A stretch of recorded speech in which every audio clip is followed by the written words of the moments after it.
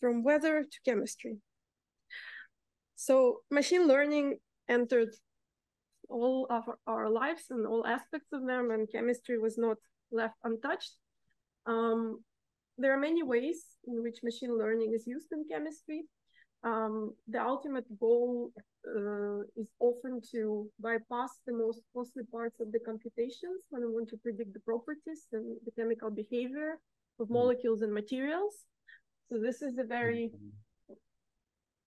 simple diagram that shows you how we typically get from system, that being an assembly of atoms, to its properties, its behavior, predictions of how it performs in particular practical applications. What we would typically do, we would use quantum mechanics. So this is the famous Schrödinger equation that essentially allows you to predict energy and other properties of atomistic systems from their structures. We can approximate the Schrödinger equation using force fields and classical mechanics. And all of this is fairly time-consuming, also effort-consuming, memory-consuming. And this is where machine learning is entering the domain of simulations, either through so-called machine learning potentials or just replacing all of these steps and allowing us to make these predictions in seconds instead of hours. When we want to do so-called chemical machine learning, the crucial task is to explain to the computer, to a machine, which molecules we're dealing with. So the molecule shown here, I'm not sure which molecule it is, but it's a typical molecule. This is how we communicate it to humans. Molecules don't actually look like this either in reality, but this is a very convenient way to draw them that chemists understand, chemists, physicists understand. Computer does not understand this. And over the past 10 or so years, many so-called molecular representations were developed, which essentially communicate the structure and composition of the molecule to a machine that then hopefully learns something about the molecular properties. So there are many representations indeed. Some of them are simple as just text, the so-called smiles. Some of them are much more evolved and use electronic density, and there is everything in between. I will actually also do this.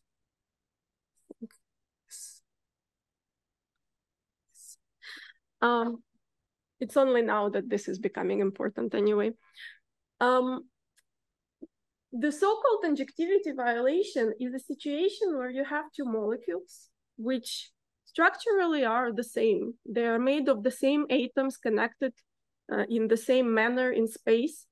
The only difference between these two molecules is the number of electrons in them. One might have exactly enough electrons to be neutral, not to have any charge. Another might miss an electron or have an extra electron and be charged and have this unpaired electron spin. And most molecular representations, or at least many, suffer from a so-called injectivity violation. That is, they don't understand this difference in the electronic structure and the count of electrons as a difference in chemistry. So an example here shows a benzene, very simple organic molecule, and the same benzene, but we removed 2 electrons from it. So it now has 2 positive charges. And the first 3 are very common, very powerful otherwise, and very insightful representations that, however, look exactly the same for these 2. Any chemist will tell you that the chemistry of these 2 species is extremely different. However, no machine learning model will be able to say the same, judging from these representations, because they're identical. So this is where the so-called quantum or physics-based representations come to be, where we're not only communicating composition and structure, but also some kind of physical or electronic structure information into the representation. And one of the first ones is a so-called SPAM from EPFL. And if you look very closely, you can see at the end here, these tails are a bit different, and also the tails at the beginning. So these 2 representations are now different. And the machine learning model will actually be able to recognize that this is, in fact, not the same molecule. We will also contribute to this field. And maybe you will find out how, maybe not, but you will, or not.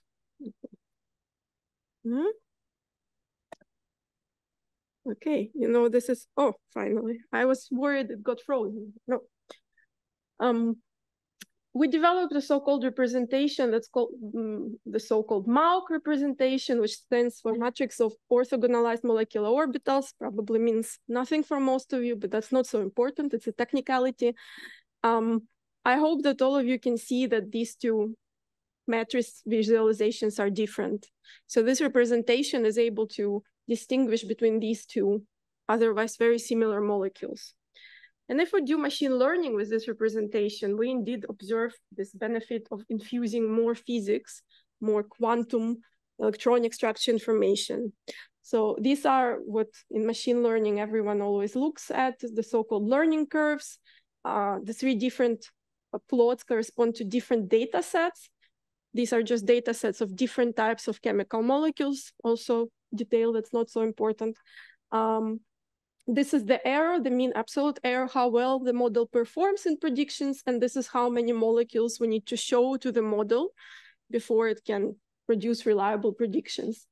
The different colors are these different molecular representations. So I've shown you before these three that didn't understand this injectivity violation principle, the SPAM, one of the first physics-inspired representation, are MAUC, and a so-called reduced version of MAUC that lost most of its elements, but retained only the most important ones. And the properties we learn are various properties of molecular electronic structure that are relevant whenever we use these molecules, essentially throughout all of chemistry, how well they react with other systems, how stable they are, how reactive they are. So what we can see here is that these three representations, the so-called physics-inspired representations, always, for these properties at least, perform really well, much better compared to these classical representations that miss this information. And this slide is particularly insightful, this plot, because this data set contained pairs of molecules that were compositionally and structurally the same and different only in the counts of electrons. And you can see that classical representations, not only they learn, but they somehow unlearn. They only do worse the more data we give to them, whereas physics-inspired representations do reasonably well. This is one example of types of work we and many others around the world do in terms of chemical machine learning. I should also say that our MAUC representation is very nice because it's not only applicable to molecules, but also to so-called periodic materials. There are not so many physics-based representations for materials, but I'll leave it to Pascal to tell you more about materials machine learning. Another big challenge that's faced by chemistry, and people are trying to address it with machine learning, is the so-called chemical space exploration. Chemical space, as in the space of all possible molecules and materials, is infinite. We have our periodic table. We can take all those different elements from it in different combinations, in different amounts, arrange them in space differently, and generate an infinite number of possible molecules and materials. However, when you, I don't know, when you come to a doctor, like I probably will, and ask for medicine for your sore throat, you don't want to be told, well, there's an infinite space of molecules. You want to be told which one of them exactly will help your sore throat. How do you know which one? And this is a challenge. When you have infinite opportunities and infinite possibilities, how do you choose the right one or the best one?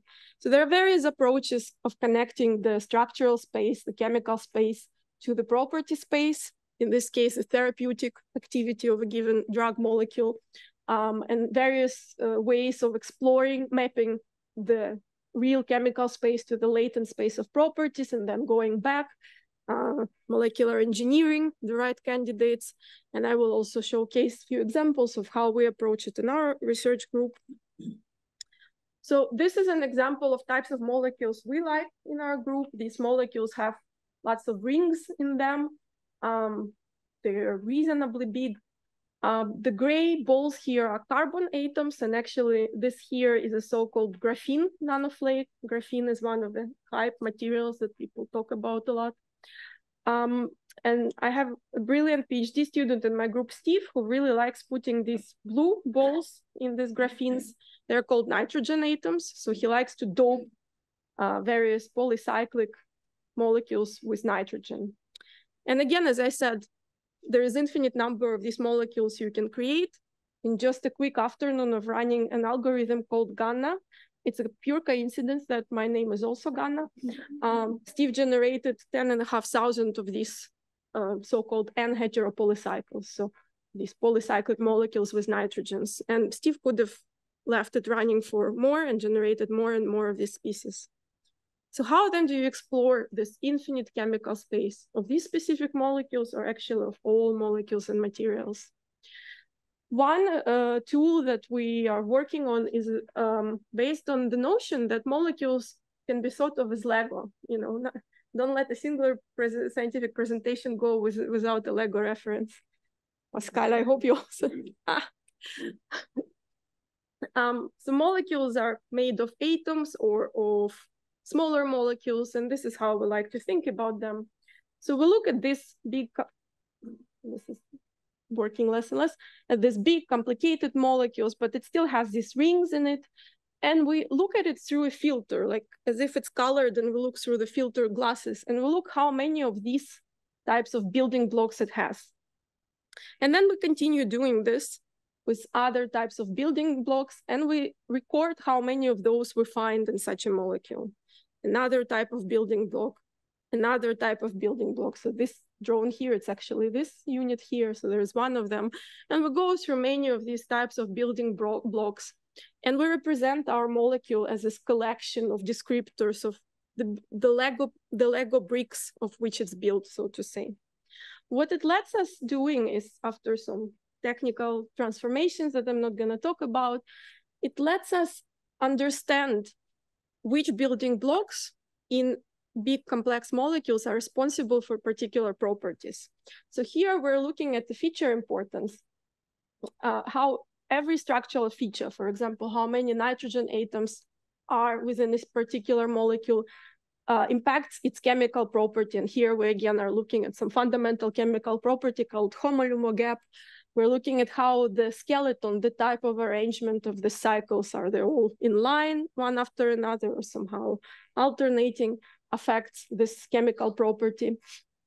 And what we find is that certain features correlate with bigger values for this chemical property. And we can predict from these structural features that, for example, all the molecules that have these types of arrangements of these rings together, or a certain number of nitrogen atoms, will have the optimal high values of this property, this homolumo gap. And similarly, we can also identify what we should put inside the molecule to put this homolumo gap values lower. And we can do it for other types of building blocks, for other types of chemical properties. And essentially, with this knowledge, we're able to engineer molecules from these Lego bricks, so that if you decide I want to build from my Lego fire station, we will tell you which Lego bricks you need. Or if you want to build a castle, we will tell you which Lego bricks to use. And similarly, if you want to build a molecule with a certain chemical properties, we can tell you which molecular building blocks to use to arrive at this molecule. Another more sort of philosophical work that we're doing is we really want to be able to somehow navigate this infinite and complex chemical space, and we're using 3 very simple concepts, and some of them have nothing to do with chemistry. So one concept that we're using is a so-called trilateration. It's exactly the same way how NSA knows where you are located based on your mobile phone, unless you switch off your location services. So there are satellites flying about the Earth, and our phones ping of them. And once it pings of 3 satellites, you can either know the exact position of the person holding the phone, or at least a very narrow area of where this person is located. So we decided, why don't we do something similar with molecules? We put few reference molecules or satellites that we know exactly what they are, what their properties are. And then any new molecule, we just see how it pings, where its signal is with respect to those 3 other molecules.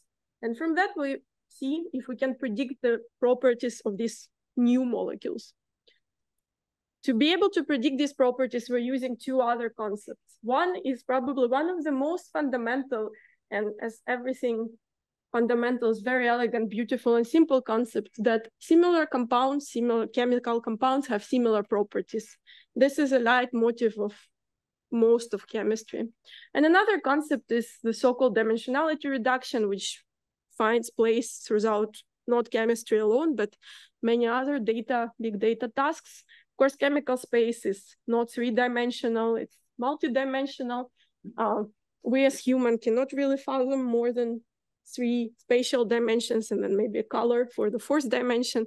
So we need to somehow compress this chemical space.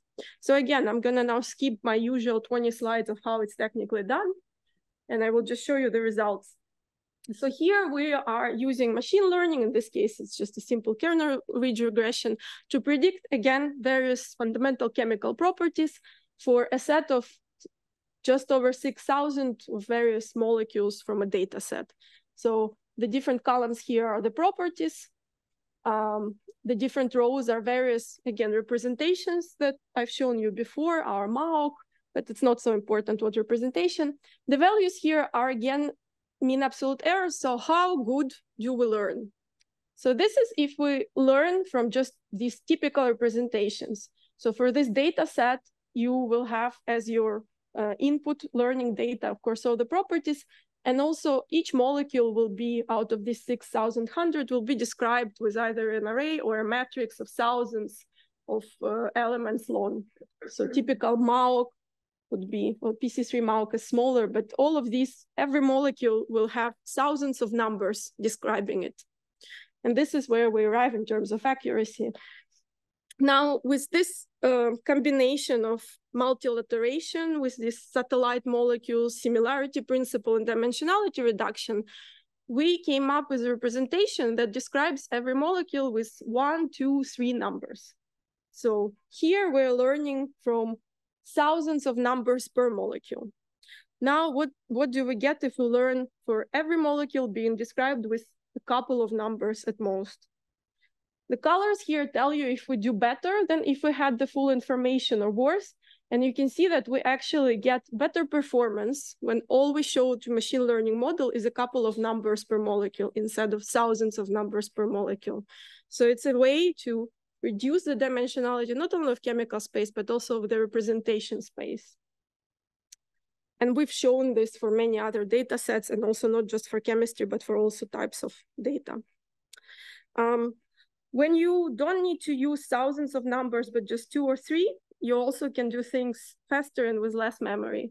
So our algorithm called MRS is compared here with if we didn't use this technique and just learned from the usual, the conventional way, the full representations. This is the time it takes to train for this type of data set. And this is the memory required. So it's quite a considerable saving of time and memory computationally. And we saw a really nice example from Sebastian of what it means in terms of property values.